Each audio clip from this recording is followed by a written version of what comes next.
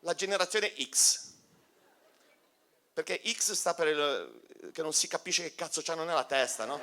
Ma non solo le donne, agli uomini, proprio dal 75 85 non so che cazzo è successo in quegli ospedali dove sono nati, perché vedi, gente fuori come delle bandiere, no?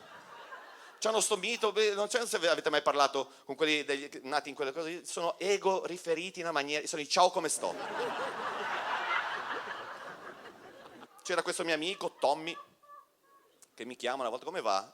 Beh, come mi va? Mi ha lasciato mia moglie, sono distrutto. Oh, beh, non mi parlare della moglie, che bellissima. Mia moglie vuole andare in montagna in questo weekend con i suoi, non mi posso fare le canne. Lì, ma ho capito che mi sono... Sì, ma io non mi posso fare le canne. Vabbè, allora c'era... Una volta mi ritelefona, vedi, mi aveva appena dato una bombardata nella macchina, mi aveva fatto tutta la fiancata. Dico, scusa Tommy, abbi pazienza, guarda.